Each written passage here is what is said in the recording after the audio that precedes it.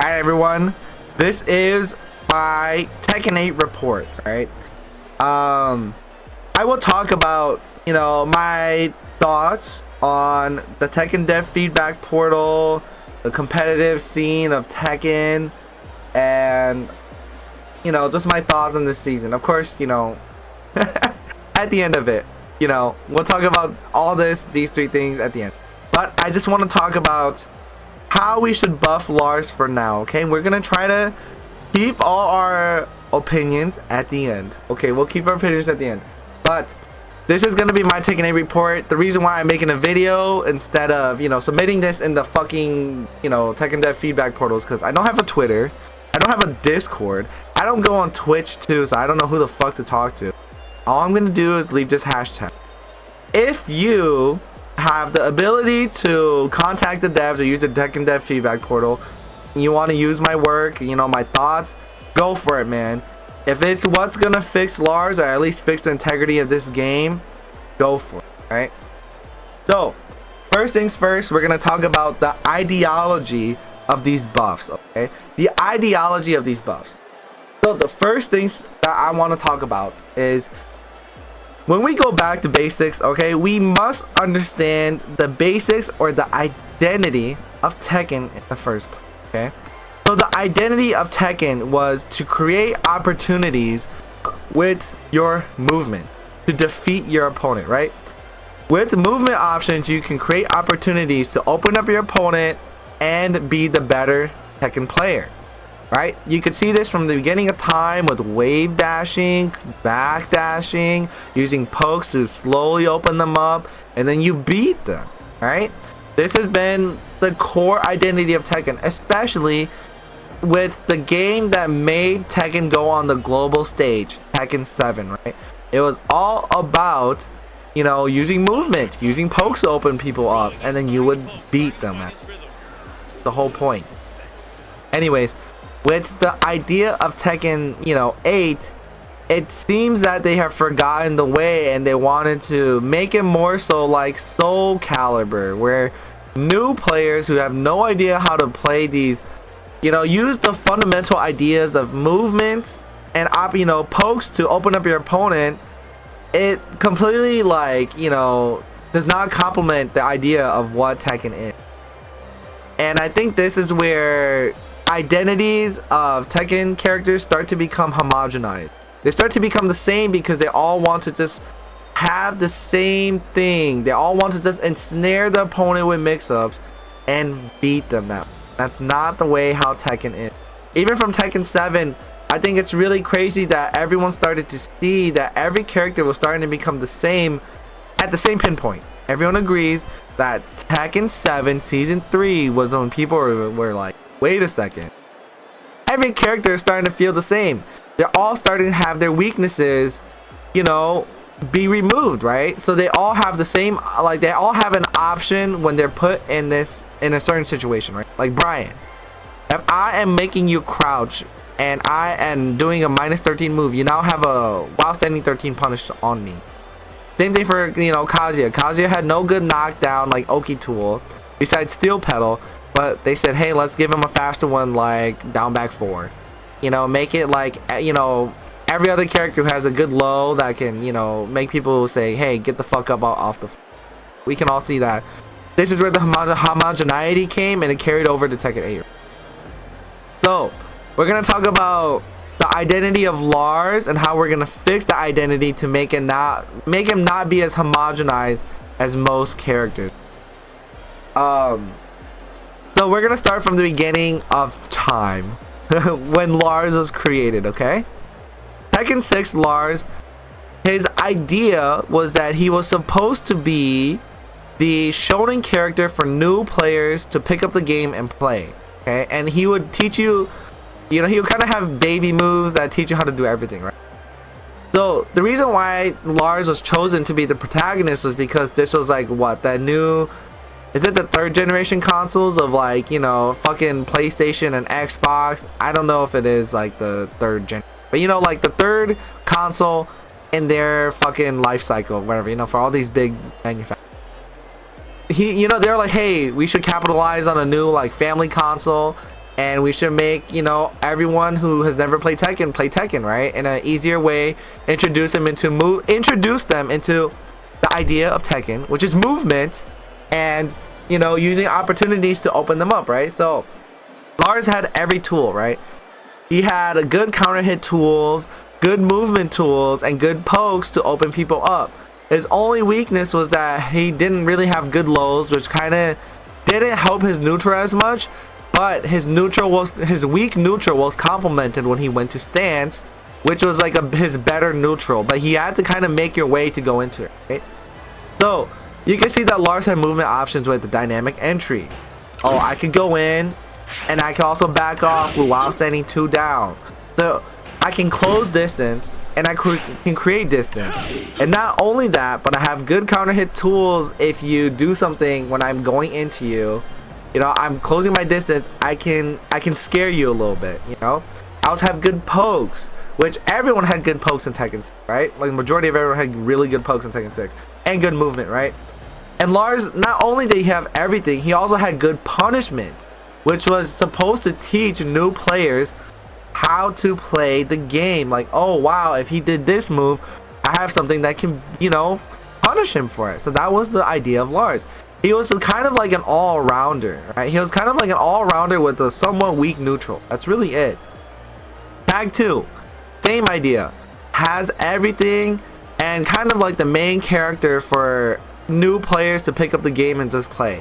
He was so good, he can be used as like an assist character or the main. That's what's really good about Lars. Now moving into Tekken 7, right? Tekken 7, they wanted to carve out an identity for Lars. They said, hey man, I think Lars kind of does everything too much.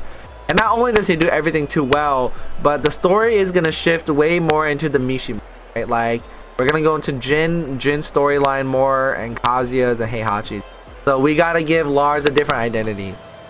He can't have everything. We're going to give everything to Jin instead, because he's going to be the new poster boy for Tekken. But this is when the idea or the identity of Lars is really crafted, right?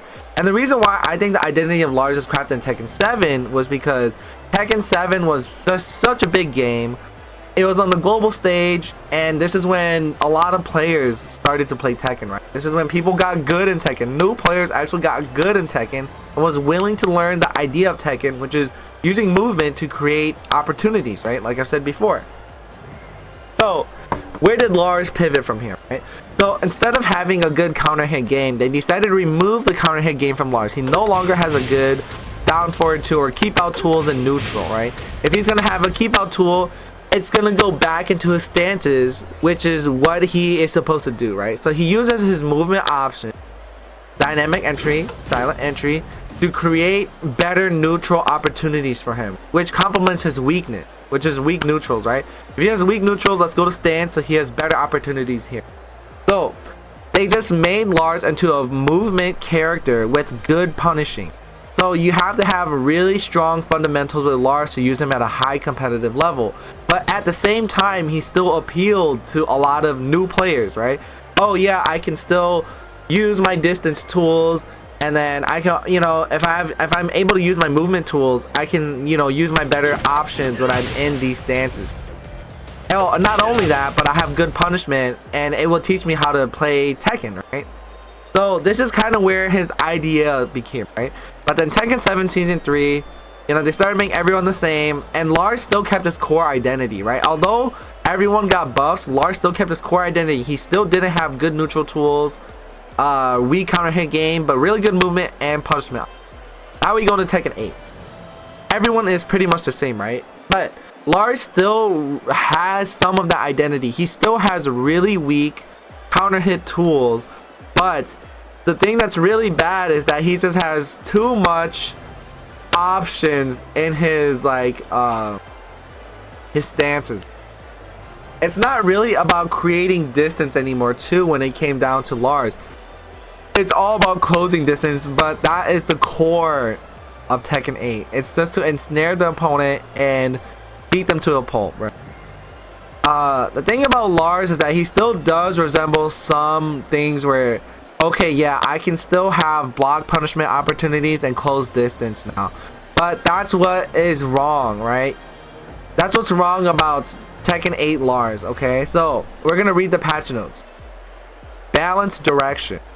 Lars is characterized by his ability to close distance using dynamic entry and silent entry transition, breaking the opponent through rapid close range engagement. This defeats the whole purpose of Lars. It's like you're seeing only one aspect of Lars, right? They say that his ability to close distance only, but he also has the ability to create distance. That's the one thing they're forgetting about this game.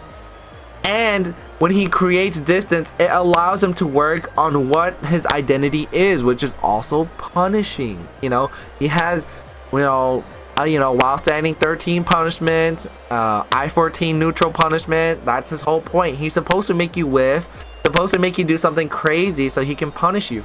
Right? That's the one thing that they're forgetting. They're just so blindsided from the idea of Tekken 8 being just to ensnare the opponent and just, mix them up, which is, that's not how Lars is, that's not how he is. And now even everyone can agree that in this new patch notes, it's a bit too much. Like, you are weakening all his tools for no reason. And not only are you weakening his tools, but you're forgetting about who he is in general. Like, they want you to get counter hits with him. That's not how Lars is. Lars is not a person who gets counter hits. When he does get counter hits though, it's very risky for him, I have to go to stance to get my counter hit tools. I have to do a risky low down back 4 to get, my counter hit game started, or at least just have momentum started. But if you block that, I'm dead. So risky counter hit tools. But if he wants to get better options, he has to go to stances, right? I think with the recent patching of Tekken, at least season 3, it's like they all want him to do the same thing, which is just to, let's just try to get into send mix-ups, but you have to hit them. That's the thing about Lars. Oh yeah, you have to be able to hit them to start your game, which is not how Lars is. He's like, at his identity, a very defensive character. If he does use his movement options to go in, it's better for him to create like a offensive opportunity, but it's not as strong as if he were to play defensive. Not as strong as if he were to just try to whiff punish you or sidestep and punish you. That's just not how Lars is. But anyways, that's what I think the identity of Lars is, and that's where my ideology of creating a better Lars is. We're gonna be able to use better movement tools. And just compliment his tools when he's in stances to really, make people respect when he's in stances. That allows him to go more into his stances, like I said, and that allows him to create a better neutral game, right? A better neutral game, which is in his stances. It kind of is the, kind of complements the idea of Tekken 8, where you do want to ensnare the opponent, but it's not gonna be like completely overkill. There's still options where you can beat Lars. And then that allows him to play defensive, use his movement to create opportunities for him. That's where my ideology of all these buffs are. So let's go right into the first move. The first move that I think Lars should have is, well, at least in general, is that I think everyone's I-10 heat engager should be removed. Okay, I just don't think Lars needs a... I think... Here's how I would say. I think every other character, like Brian and Law, they do not need it. They do not need a heat engager. I think for Lars, he doesn't need a heat engager off of I-10. But I do think that it should just knock down, at least on counter hit. It should at least knock down on just on counter hit. Just like this. It should not be a heat engager, but it should just knock down. Come on, Lars. It should just knock down. That's all I think it is. The reason why I say this is because it allows him to start a mix-up, right? So like this. Oh, now it lets me start my movement option. And this allows me to have my better neutral tools. That's it. He does not need a heat engager from this or anything. I do think it should knock down on counter hit. That's it. Counter hit and, wall splat. I don't know about Brian and Law. I don't think they should have heat engagers, but I also don't think that they need theirs to knock down because they're too strong. I think at most they could just have them spin, like, what is it? Not spin like that, but this, right? I think that's what Law and Brian should have. At least just have them spin and be like +9 or something. No heat engagers anymore. No heat engagers. Just knock down so I can start my moves, right? So the other thing that I think is really funny about Lars, or at least, you know, the other thing that works really well with Lars is like he has risky lows, right? Really risky lows. Like let's say down back 1-4. If you block the first move and I continue, I do this and you block, I die. I'm dead. So we're gonna talk about down back 4, right? I think down back 4 needs to be buffed. Okay. The reason that I think down back 4 needs to be buffed is that right now, right? If I hit on this, it's currently +5, and +5 is not really strong against characters like Asuka and Yoshi and John, and even like all the characters with parries, like even like Law and Brian, right? If it's +6, it at least allows him to check the character. It at least allows him to check the character with a while standing 4. At most, he could just get a duck jab, but duck jab is not really strong, and it doesn't allow him to start his game, right? This is a good check, but then this, if I'm getting a bit greedy, I can start with while standing 2, right? That's it. That's the only thing that I think he is. This down back 4 to be +6. +6. And now I do think that it needs a homing property too. Okay, we will talk about why I think he needs a homing property. It's also because it's risky, and I think we should also remove a homing property from a previous move that I will talk about later in the game, okay, or later in this video. I think down back 4 needs to be homing because it's risky. It is a counter hit tool that allows him to at least get some momentum, but it's so risky. It's so risky to get it, you know, to just do it. It is reactable if you have, you know, fast enough reflexes, and it's just launch punishable. I think it needs to be +6 and homing. That's what my take is. It allows him to start his game, and it allows him to check opponents if they're gonna do something like a parry, right? And parries in this game are non-reversible. So I think at least if he has +6 and he could check the opponent without getting reversal, good, fine. Now, anyways, I'm gonna go back to another one. So 2-1. I think 2-1 should just, you know, be able to just cancel without going to limited entry. That's really it. So 2-1 should just be what is it? 2-1 should just be a limited entry starter, right? But it's mainly his I-10 punishment, and it allows him to just start, right? So he's +8 when he goes to limited entry, which is like, yeah, that's great and all, but what if I don't want to do it? So I think we should just be able to cancel 2-1 by holding 2-1 back. 2-1 back, and I'm able to just, you know, stay in neutral. So I'm pressing down forward 1, and I only get limited entry. I would have to cancel that with like a dash or a sidestep, and I use his frame. I don't want to do that. You know what I mean? Uses frames, I don't want to do that. So the other thing that I think why we need this cancel is we already have another I-10 punishment that lets us go down, you know what I mean? It's not really an I-10 punishment, but it is an I-10 starter that lets you do this. You know what I mean? High, low, +3, and you get to go here. But 2-1, you know, it's a really strong move, but we should just be able to cancel it and play neutral if we wish to, you know? I'm staying at this close of a range. Can I just, you know, try to play more neutral rather than going straight into stances right away? Anyways, now the next move. Next move is 4, right? I think this move is just really bad. Really bad.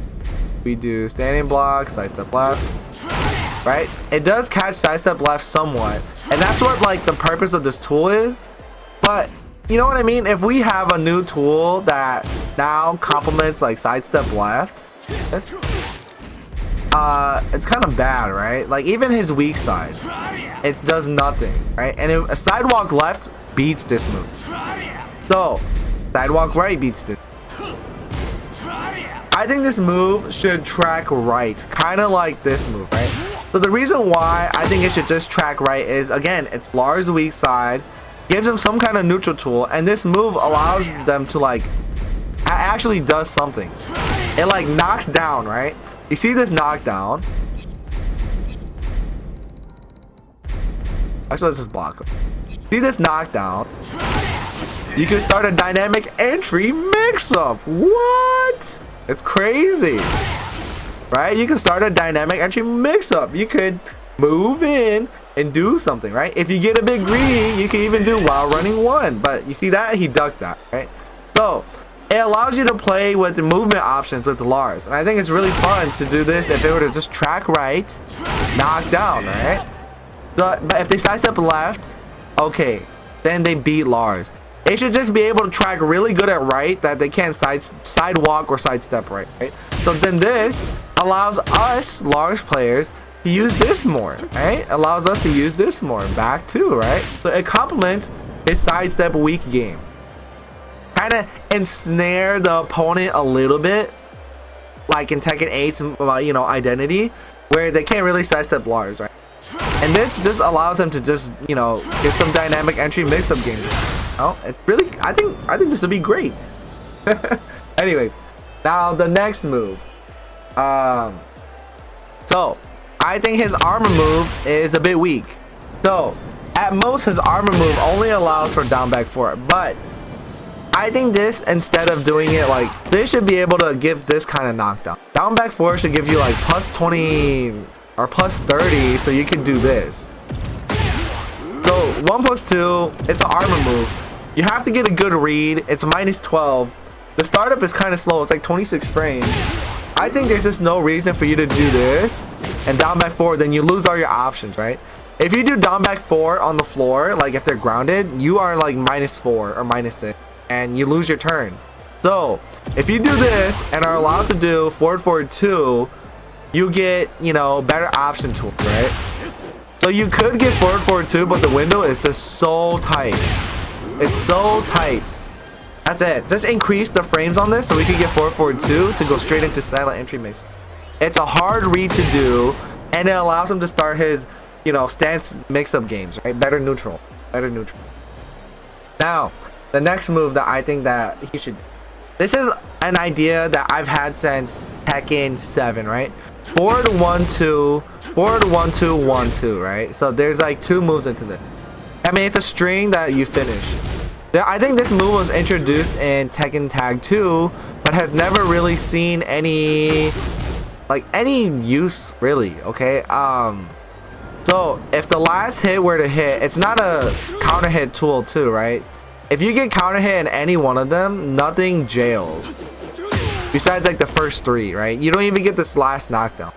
So what I'm asking for is when you do forward 4-1-2, which is this first 3, if you hold forward, you should be able to go to silent entry. Right? It's kind of like this. Like forward 2-1 or forward 1-2. You should be able to have this, right? So the reason why I think this is a bit better is because it's, instead of like forward 1-2-3, forward 1-2-3 is kind of works. Whereas if you think I'm gonna go to silent entry and you're gonna hit me, I need to get a knock you. But the only issue with this move is that dynamic entry is not, it's like a hard read. And if they block you going into dynamic entry to here, you're launch punishable. You know, you're launch punishable right here. So I don't think it's good. Whereas forward 1-2, you know, forward 1-2-1, it allows you to knock them down if they try to mash you when you go into silent entry, which is okay. You know, it's, this one does not allow him to do anything, but allows you to knock them back, like knock down. This allows you to do like a wall splat. It's fine, you know, right? So then you can at least get some distance, create some space, push them away to the wall. I think this is fine. You just don't see this move ever being used, right? So forward 1-2-3 or forward 1-2, hold forward, you go to silent entry.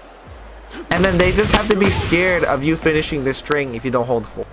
That's the idea of this, right? I think it's fine. I think it's... Now anyways, next move. Down back 1-2. Right? So this move on counter hit, if you get counter hit, this is guaranteed, right? The only reason about this is that it's really risky and you can't really tell if you get a counter hit or not. You have to just make a hard read that you're gonna hit, right? So if they block this and you go to dynamic entry, you're launch punishable. And that makes no sense to me. I think at most, if you get this on counter hit, it should be like season 1 where you're just like plus 11, right? Plus 10, plus 11, then you can do this and go into limited entry. Yep, do this, right? But if you get a really good hard read, you could do this. But if you don't know if you're gonna get a hard read or not, it should just be plus 11, so you get that, and you go to limited entry. I think it's a fair trade. I think it's a fair trade. Very linear, kind of a slow startup. You just have to have a really good read. Really good read. Now next move. Down 3-1. I think this move, Tesla gravity, I believe is what it's called. It didn't need to have the wall property where it's like a wall combo ender, but the fact that it's there now. So it's okay. It has some differences with shoulder, but it's not. This is not about the wall combo, right? I think this is a really good neutral tool that he should get. This should just jail and be +5, right? I think this should just jail and be +5. On counter hit, it does jail. On counter hit, it jails and it's only +4. Right? It's only +4. The reason why I think that this should be +5 is so that it complements his down forward too. This is just a 14 frame startup, right? So if this is +5, this allows him to have a 9 frame counter hit game. And this is risky, you know? This is risky to get a good read too. You have to, it's kind of like down back 1+2 where you kind of just have to gamble and just assume that they're gonna press so that you can do dynamic entry and get silent entry 1. So you know what I mean? It should just be able to be a +5 right here. So if they block the first low, it's a high. It's a low high. I can die for it. It is his identity to have a risky low in neutral. I think this is perfect for him, you know?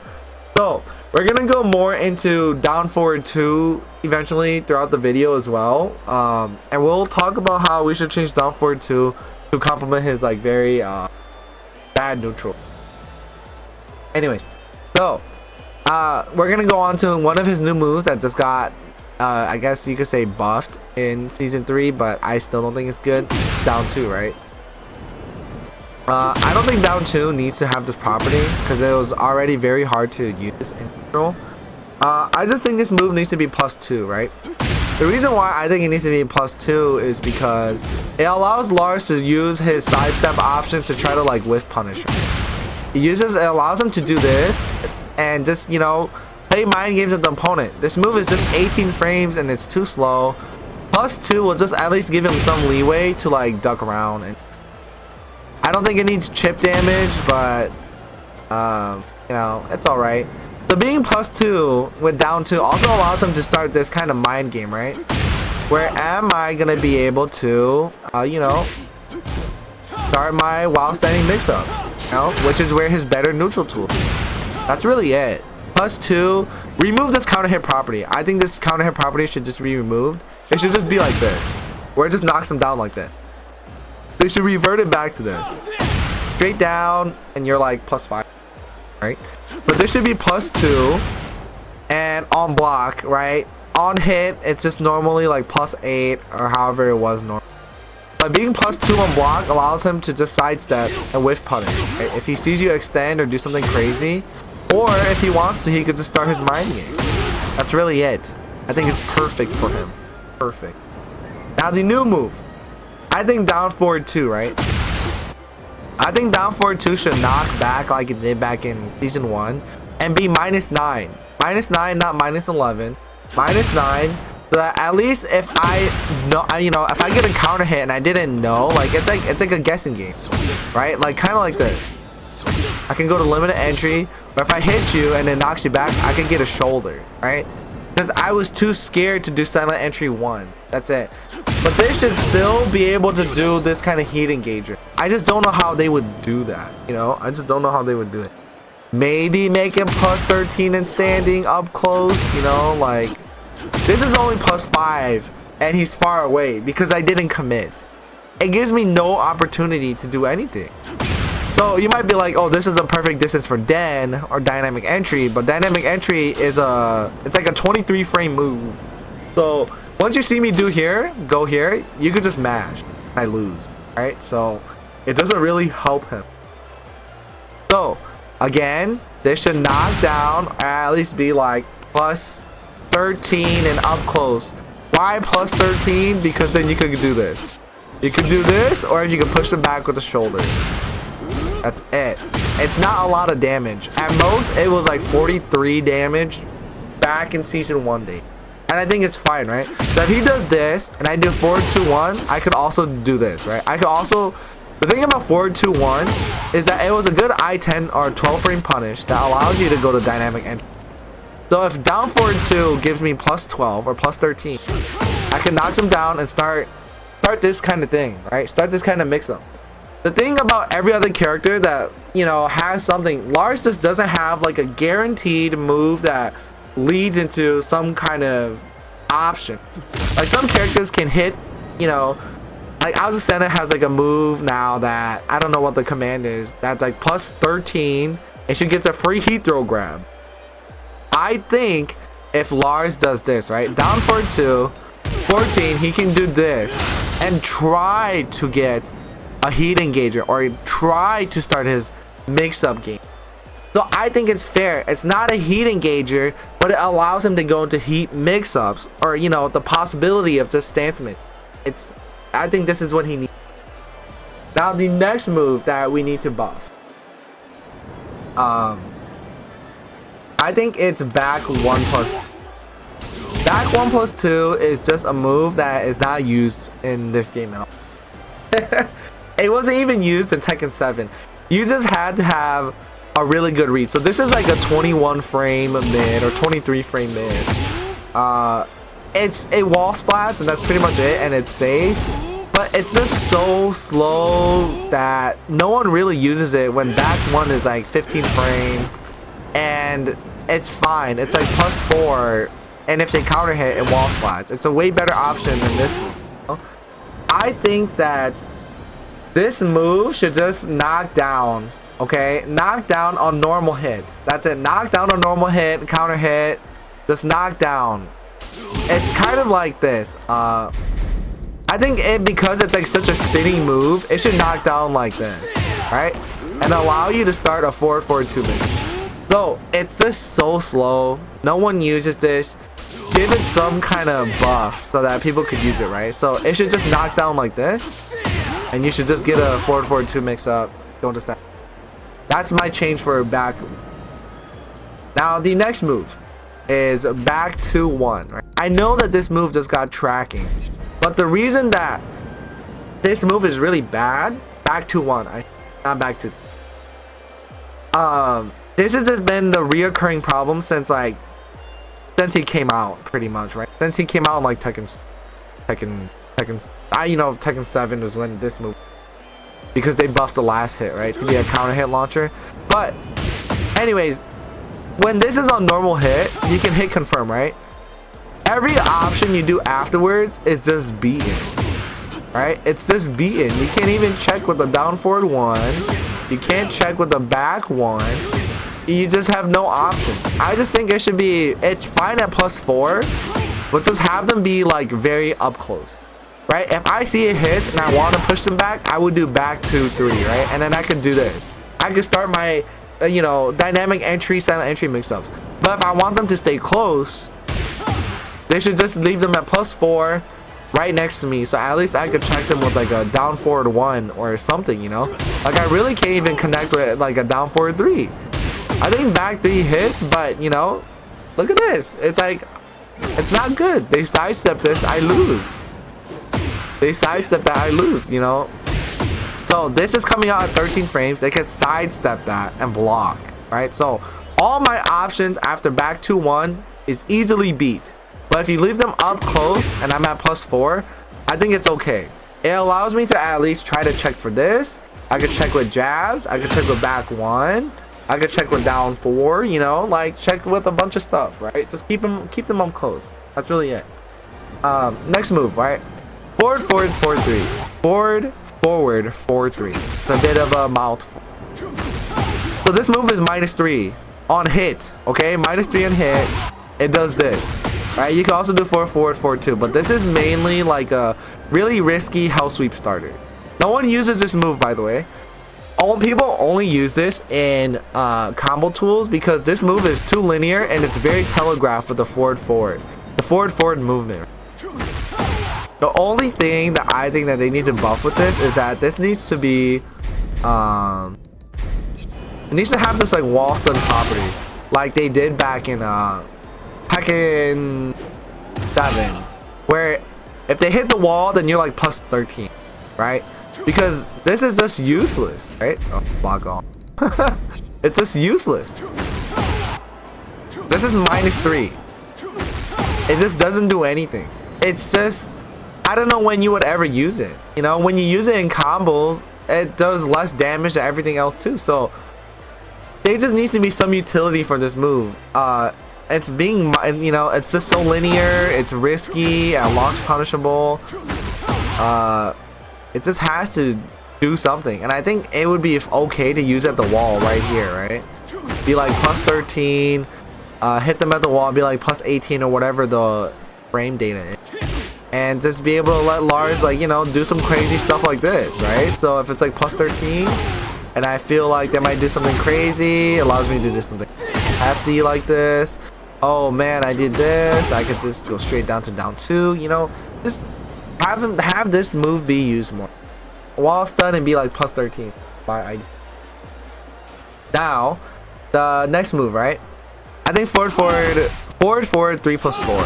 This is a really risky move that's 0 on everything and 0 on hits, 0 on counter hits, and when it's blocked, it's launch punishable. I think that this is okay to be like a risky move, but the only thing that I would add is that this should be a crouching move. Like afterwards, it should be like down 2 where you can hold down to crouch. Because this is so risky and it allows him to start his game, I think it should be fine. I think it should be fine. If we're gonna add frames to this, I think it should just be +2, similar to like what I've stated earlier. I think +2 will just allow me to like check with the while standing 4, right? And I think that's fine.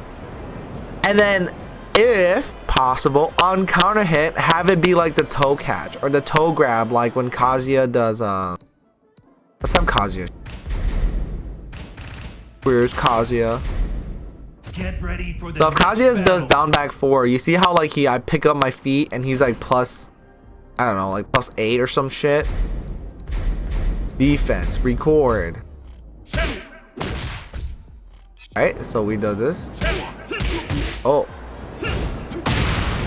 gotta let him hit me like that. Alright, so I think that toe catch, if he gets this with that, I think it would be fine. Or if it knocks down, I think if it knocks down, I have to keep switching. Is it on counter hit?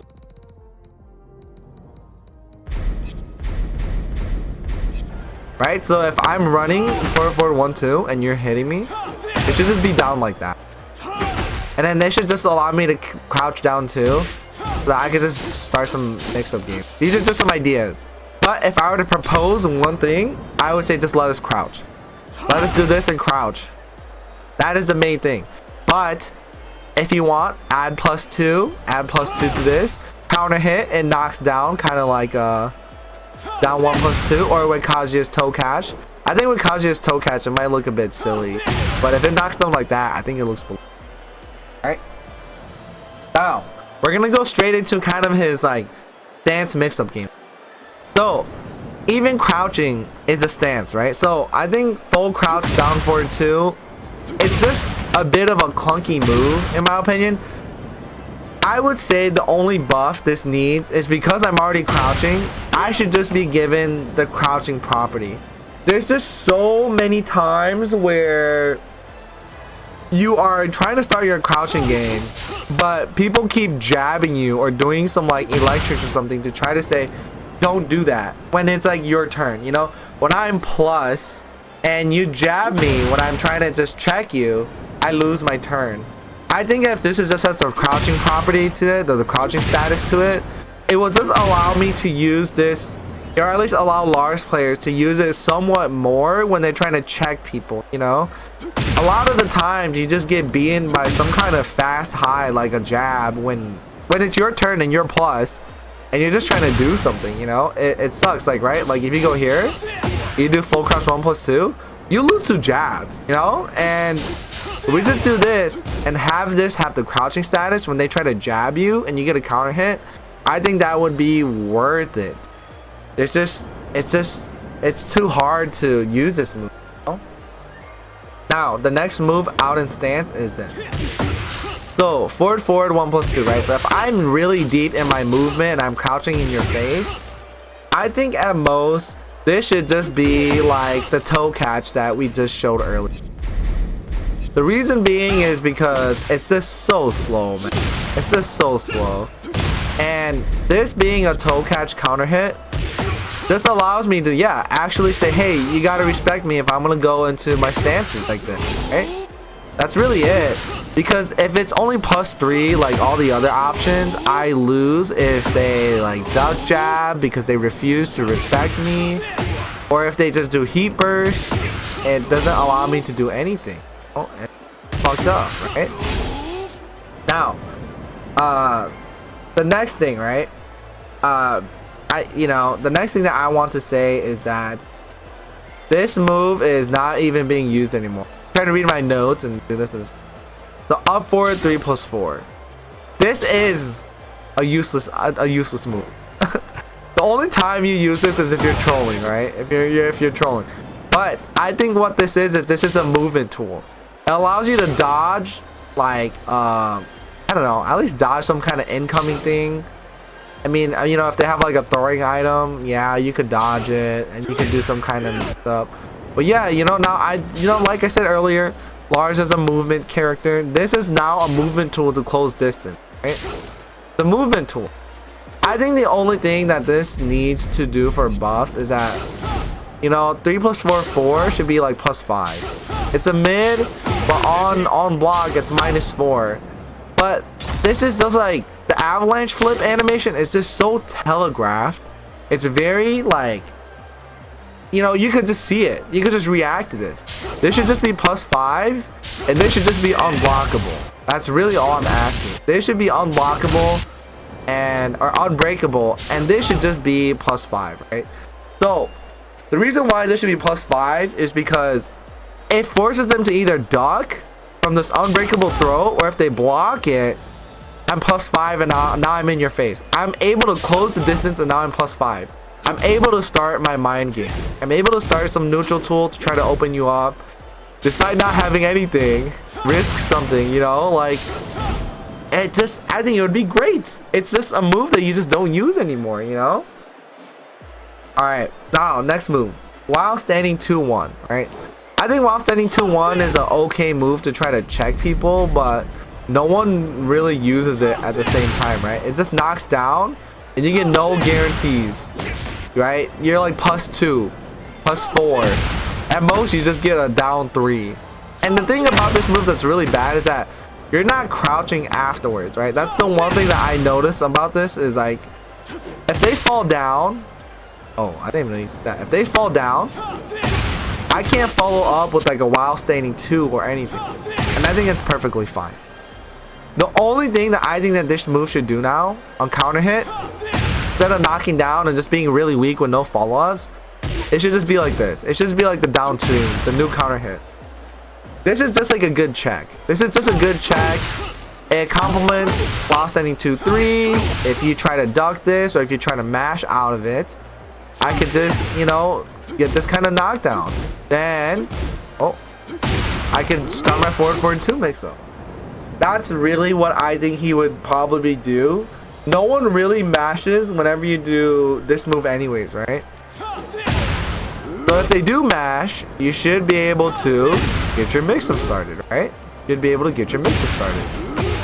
But now, we're gonna go into a little bit more stances. Limited entry 1 needs to just be a knockdown. That's it. The reason why is because most limited entry moves, you're only +3 and you could get heat bursted out of this. So I don't know if we can make him. Punishment technique. Forward. Right, so that's it. So if we take a look at this, right? New move. Right? New move. Right, so you lose everything. You lose all the time. Right? Every time. Oh, wow. Come on, man. Just smash it out. Alright, well, I think the AI is a bit too dumb. But if this is a real person, you mash it, you beat that too. So, anyways, I think that limited entry 1 should have a knockdown like this. So that if I'm doing options and which I'm +3, you have to be scared. You have to respect my +3 movement, dude. The only time that you should be scared is if I do a 10 frame punish and I choose to go to limited entry. That's only it. That's it. Now the next move. I think silent entry 2 needs to be reverted back to tornado. This move is really slow and you have to go all the way to stance to do it, right?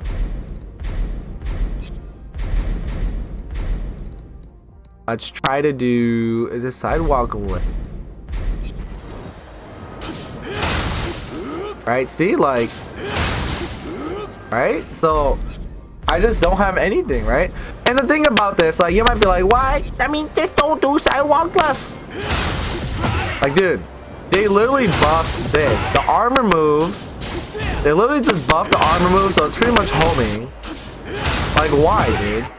This is gonna go into our next move too, right? So I think silent entry 2, if, you know, you have to have a good read. Not only do you have to have a good read, you also have to make sure that the opponent is mashing when you go into this to get some kind of reward. The fact that you only get a knockdown to try to go back into, you know, this is just ridiculous. It just makes no sense, you know? It's too much work for very little reward. That's what it is. So yes, they should revert back to the tornado screw. Now, this goes straight into our next move, right? Silent entry 4. This move is just, it's just never used, man. The reason why this homing move is just never used is because of moves like this. The armor move, or 3+4, it's pretty much homing. It's pretty much homing. So why would I do a high that's only +4 and I have no neutral tool? I think we should remove the homing property of this move, okay, and give it a down back forward, because this move is useless. Now you have to use it in a combo, but it's not even great, you know? Who is really trying to sidestep Lars and go like this? You know what I mean? Like, oh yeah, let me go all the way back and do this. It just makes no sense. And be +4. Do like 7 chip damage when this does 6 chip damage, right? You're only doing 1 damage more, and you get 4 frames that do nothing, and it's a high. So you can duck this, and it's not armored. So the other thing is that if you're trying to close in the distance to try to track them sidestepping, they could literally just heat burst and it beats you, right? So if they heat burst, go back to your opponent, right? Look at this. But if I do my other options, look at this. It's the same thing. It's the same thing. Look at this. It just does, everything just does way more damage.